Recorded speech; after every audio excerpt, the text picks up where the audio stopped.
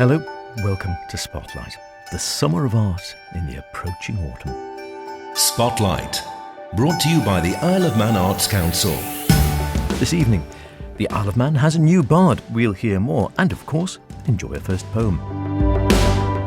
The accidental author Rob Cowley back with another writing competition, and we hear about Arts Council workshops for the creative industries and some wonderful Knox happenings.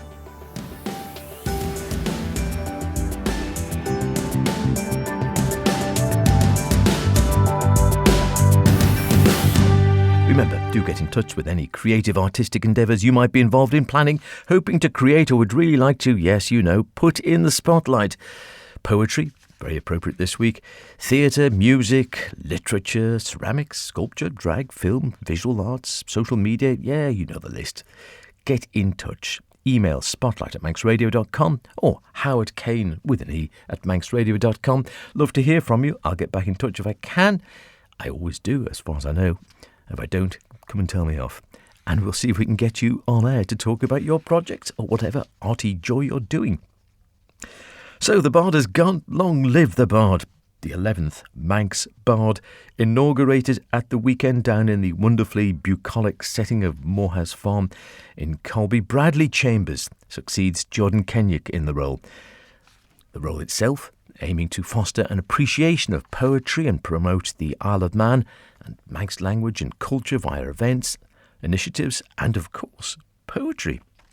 Well, shortly after the inauguration, Bradley spoke to our very own bardic hubby, Philly Gorn, husband of Anne, once a bard, always a bard, of course, who asked Bradley how he felt on being crowned as the new Bard of the island.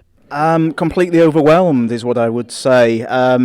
Totally unexpected. Didn't think that this would happen or that my poetry was good enough, and to have people tell me that it's good enough for me to serve a year as Manx Bard is quite special. And is this something that you're new to? I mean, have you written poetry a lot in the past, or is this a fairly new venture?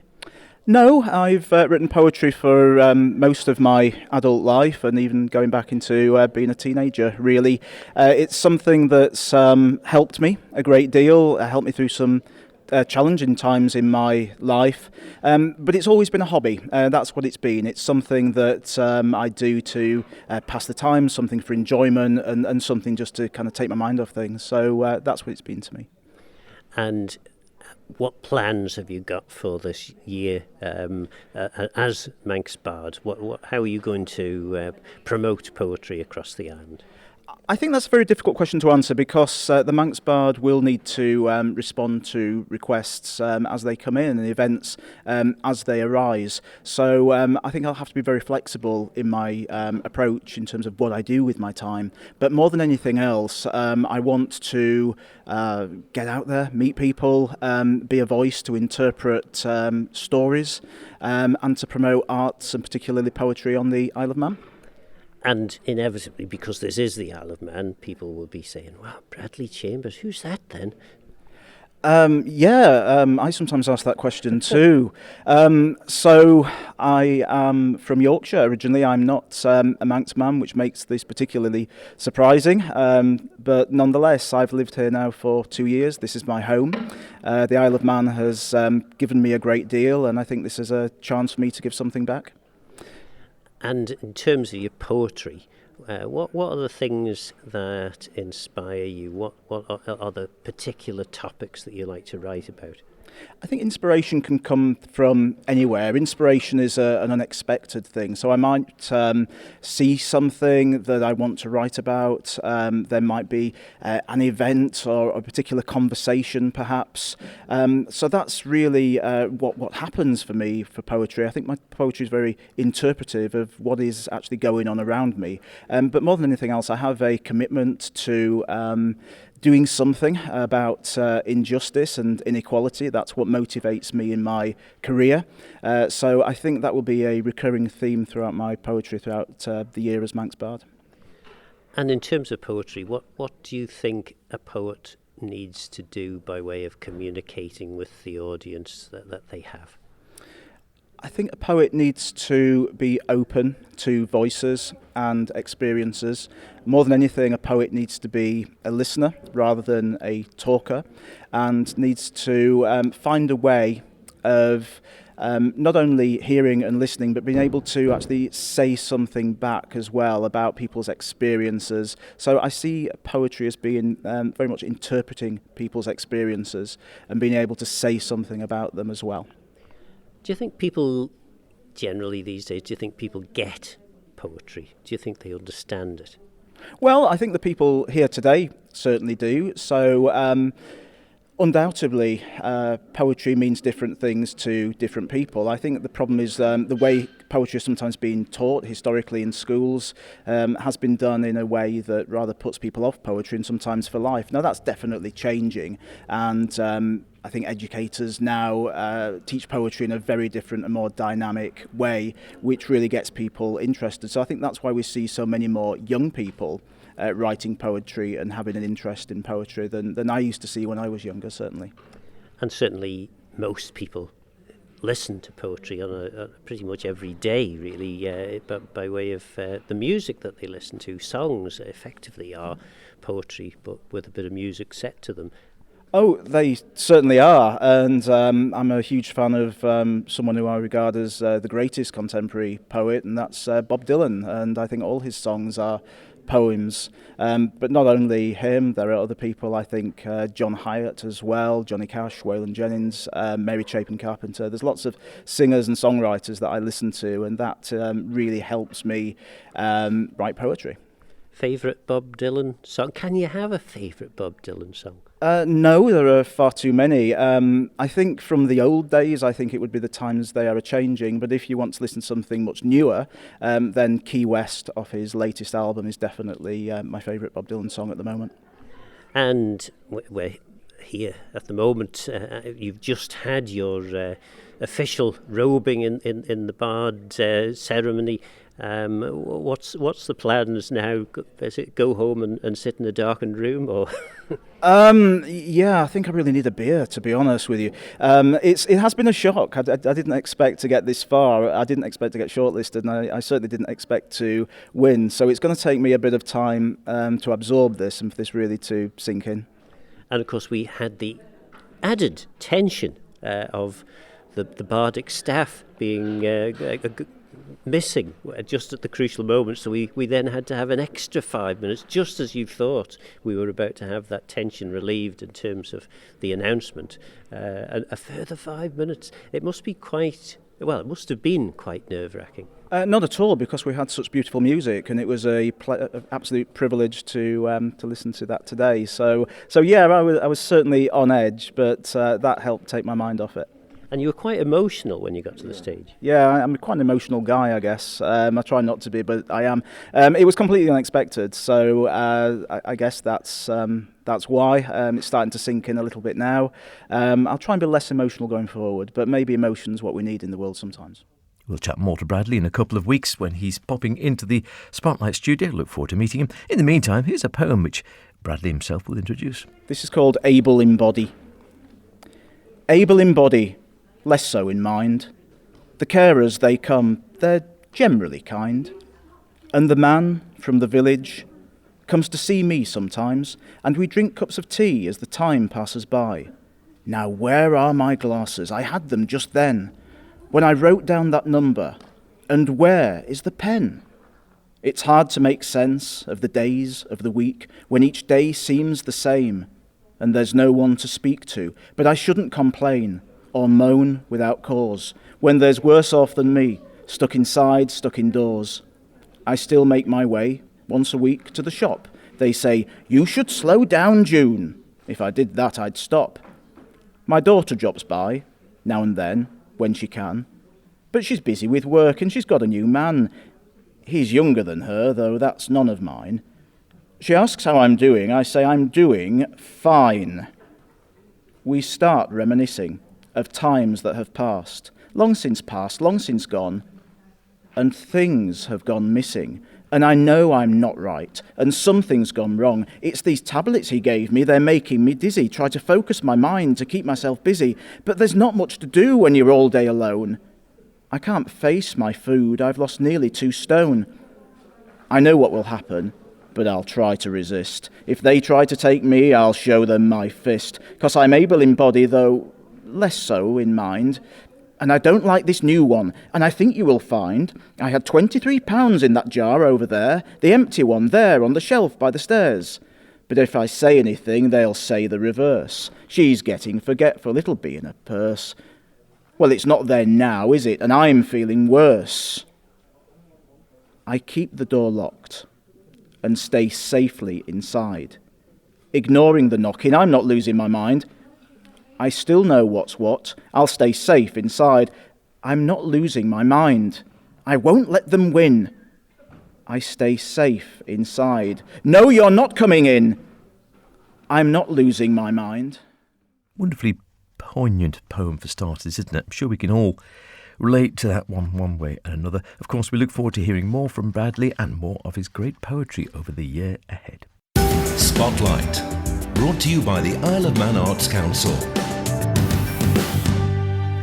The accidental author, as we've called him in these parts for some time, namely Rob Cowley, never a man to sit still. We first spoke to Rob, who described himself as a dyslexic maths teacher several years ago, 4, 5, I lose track, when he came up to tell us how making up some bedtime stories for his grandchildren had led to him writing and publishing the stories, with all proceeds going to charity. Inspired by the success of the first book, he wrote another, and then another, and then another, each themed with a different colour and different message. The one book became several, and the Manx Bedtime Stories project was born. Then last year, Rob extended this idea to encourage young children to put pencil to paper, or more likely finger to keypad, in the Manx Bedtime Stories creative writing competition, with the winners seeing their work published in a reprint of some of Rob's books. Now he's back in 2025 with round 2 of this competition, and of course, hot on the heels of that, probably looking at 2026, I think, what else but another book in his Bedtime Stories series. Rob called by the Spotlight Studios to tell me more. I felt last year as though I didn't really know what I was doing. It was a nice idea. I had to reprint the books anyway. So I tried to do this competition not knowing whether it would appeal to 6 to 13-year-olds to write rather than play on their computers. And I was amazed I got 68 entries, of which there was such a high quality. It was a shame so few got published into my books. So what's going to happen this year? Well, I'm doing it slightly differently this year because of the success last time, and I want more of our young Manx authors' ideas to be seen and heard. So I'm going to make a book of the 20 best stories, and it's going to be called The Big Book of Magical Manx Tales. And the other thing that happened last year was there were some amazing illustrations as part of those stories that never got seen. So this year I'm going to also give 5 prizes for the 5 best illustrations, and I'm going to use those as a sort of chapter headings, if you like, to separate out the different stories from the different areas that we're talking about. And it's lovely, as you say. I think there's this perhaps feeling that youngsters these days are always just wrapped up in their phones or their video games or their iPads or whatever the case may be, and maybe don't have the desire to not quite put pen to paper, but come up with these stories, use their imagination in the same way. This would seem to suggest that maybe the tech has changed a bit, but the imagination and the creativity is all still there. I would fully agree with you, and I had a lot of emails from parents saying how delighted they were to see their children writing. And there was one lovely one from a parent who said that their daughter had started the competition because of the prize money, but got lost in the story, and at the end of it was just about writing her story and illustrating it and get it sent in. And I think that again came across with a lot of entries, that they just liked writing. And then we're going to have the same idea again, and of having sort of themes. I do like to link it to my own project, which has always got a message in it that I think is a powerful message just at that 10 minutes before they go to sleep, a bedtime story. If you can drop a little sort of nugget of thought in there about kindness, about friendship, those are sort of things I think make a good bedtime story. So this time it's very much about those same things of kindness, friendship, courage, respect, but with a couple of extras. One is, sounds strange, but saving our planet, which is actually going to link directly because my next book out, Orange, is all about a Manx basking shark called Cedric, and it's all about plastic in the water and how we can improve the oceans. And then I just wanted to give an open category for if you're just passionate about something. Write 500 words, illustrate it and send it in, because I don't want to limit some of the ideas either. So I'm just trying to keep it open, find the best 20 stories. I had 2 lovely friends who were judges last time, and they had real trouble in actually narrowing it down to 6. So we shall see how we go this time. And it's as simple as that, is it then? So if someone thinking, yeah, I want to have a crack at this, and why not get the imagination flowing, they just need to do a story of round about that 500 words. Does it have to have the illustration, or is that an option? Yeah, I do like 4 pictures, 500 words, and anyone who's looked at the stories that are in my books already, that they don't have to be wonderful illustrations, they just have to be their own thoughts of how their mind sees their story. I think that's fascinating. When you see their pictures, it helps you into their story even more. So 4 illustrations, 500 words. There's no hard and fast rules. I'm a very relaxed person when it comes to these things. I've even had one story in already because someone saw a poster and has entered without seeing that it's from September to October. But I don't mind that either, so we're just going to get the best we can. And I tell you what, a sign of the times. I would like to think this would not happen in this particular competition, but I see there's a little subline saying no AI stories are going to be accepted. And I suppose, yeah, it's very easy now. Someone, if they can't be bothered to sit down and just think of a nice storyline, to say, write me a story about whatever. Yeah. Yes, I think we just have to be aware of that. I think probably there were 1 or 2 last time, and I've been educated by my son as to how to filter those out, because you've got easy tools now on the computer just to identify something that has been manufactured rather than handwritten. So yes, there is that caveat. The vast majority of those who entered did it beautifully, and many were handwritten, and I had to type them out to get them into the books, so another job for me. What's the dateline for this? It starts on the 1st of September, so in a couple of weeks' time. And it runs all the way through. It's basically the first half term of the school. So it's from the 1st of September till half term, about the 24th of October. All schools will have a poster sent to them. They already have, but there'll be another one at the beginning of term. There'll be posters out in the bookshops, in the libraries. So anyone who really wants to get in touch with me about it can do on manxman57@live.com. or go onto the Facebook page of Robert G. Cowley, children's author, and I'll get straight in touch with you. Perfect. And is there a cut-off date? Just half term. Half-term. October half term is when I'll get the judges together and whatever we've had in, hopefully 68 or more again, and we'll narrow it down to the best 20, and then I've got the whole process of getting it published, which is the next task. I'm hoping to get it ready for Christmas. Oh, gosh. So that's quite a tight time scale, then, isn't it? Yeah. And also, you mentioned there that last time you had 1 or 2 handwritten, and if someone actually genuinely wants to put pen or pencil to paper, they can do that and post it to you. Yes. So on the poster is my address at 3 Turnberry Avenue in Onchan, and even some were just pushed through the letterbox, which was even nicer. You mentioned Orange there as well. I don't suppose when you first started, I remember when we first had a chat, it was almost a case of, oh, well, you've been encouraged to do this after doing some bedtime stories, and it was a bit of a sort of one-off, and here we are, I don't know how many years later, but something which just seems to keep on growing. Well, you and Christy nicknamed me the accidental author with my first book, which was called No Entry, about my grandsons being dragged into their computer game and finding their way out. And it was by chance that I wrote that book. But the Orange is my 8th now, which is mind-blowing for a dyslexic maths teacher, I can tell you that. But it's become something I really enjoy doing, and I've raised £12,000 for charity. And that's where it really works. It's non-profit.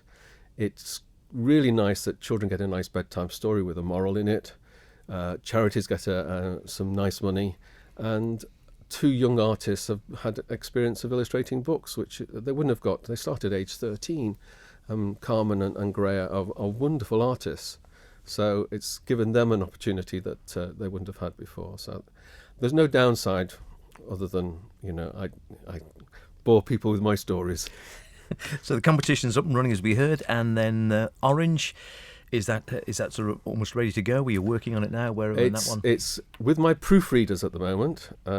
My sister in particular is brutal, and she sorts out all my spelling problems, but it's probably going to happen after this book. So after Christmas, I'll get serious with getting that one out and published, because I was thinking of stopping, but my granddaughter said I needed an orange for all the colours of the rainbow song. Quite right. She didn't give me any option but to write one, and then I had this idea of a Manx basking shark, and the trouble we have with the plastic in the water these days and how that might be resolved. There's actual science in this one. Oh, liking it. Real science that works. There you go. You see, your maths didn't go to waste after. No, it didn't. Well, listen, sounds great as ever. You come back at half term, give us an update. I would love to do that. Thank you very much. And thanks to the Manx public. They've been so supportive over the last few years, and they've really raised the money for the charities. It's been lovely to see. He never rests. It's been a wonderful project, encouraging children to read and then write, learn valuable life lessons along the way, making thousands of pounds for charity, and keeping Rob out of mischief all at the same time. Who knows where it may head next? We'll catch up with Rob later in the year to see how this year's competition has gone.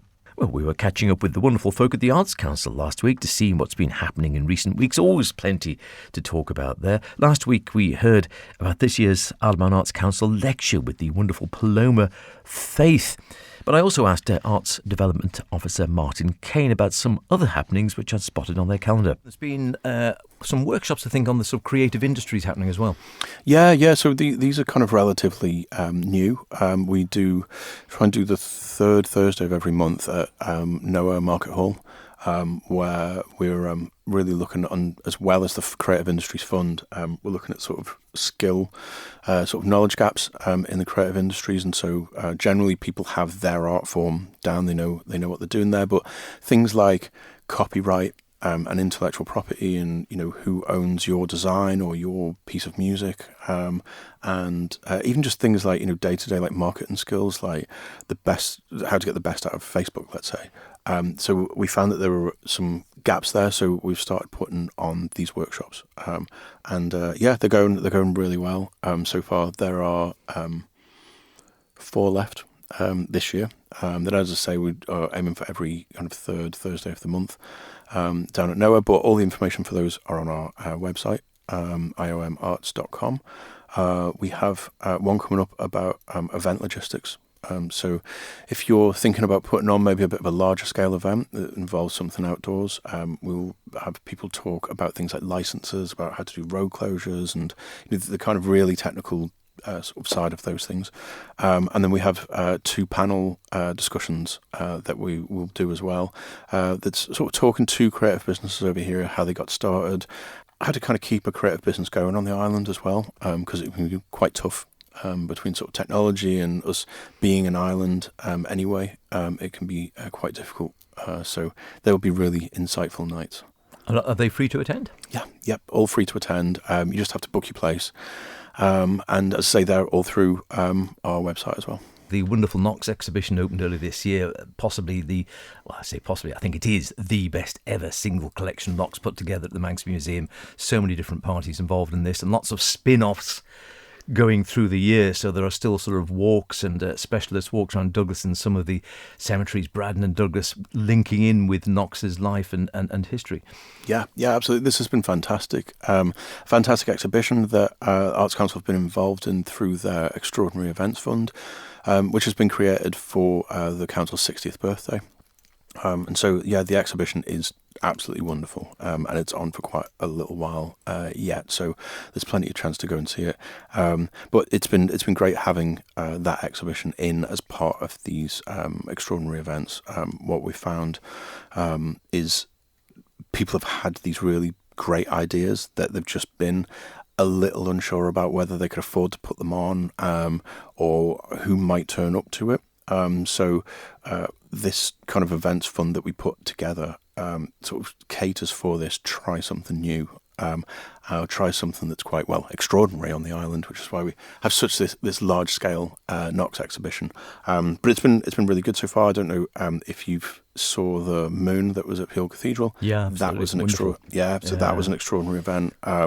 We have had Shirley Ballas came over to do the Strictly Manx sort of talks and workshops with them. And there's a couple coming up really soon, actually. So Madfa are putting on a Midsummer Night's Dream in the grounds of Government House, which will be really special. And I know that you're a jazz fan, so we also have the Portico Quartet. Yeah, absolutely. That are coming down over at the King's Court, are they? Down at King's Court, yeah. So, and that's a real.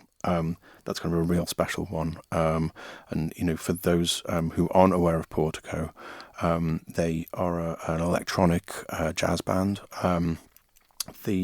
They usually play places probably 10 times at least the size of King's Court, and they're not playing any other gigs this year. So this is their only live performance, and it's in a very, very intimate venue. So yeah, I'm looking forward to that one. That'll be fantastic. Then there's 2 more after that are still to come. They're still to be announced though. But what I can sort of promise with those is that they're both a format that haven't been done here before. One is in the comedy arena, and the other one, which I think you might enjoy, is a live shadowcast. So that's obviously if you have a sort of film or a TV series, and there'll be a screening of it, but then there'll be actors walking around acting out the scenes as you're watching them, so it makes it really immersive. So we're very excited about that happening. It has to be said, if you're a budding creative or budding event organiser, then these workshops sound like manna from heaven. That's about it for now, though. We'll be back next week when we'll be hearing about this year's Litfest, among other joys. See you then, be good, and in the meantime, whatever you're doing, be creative about it. Emo.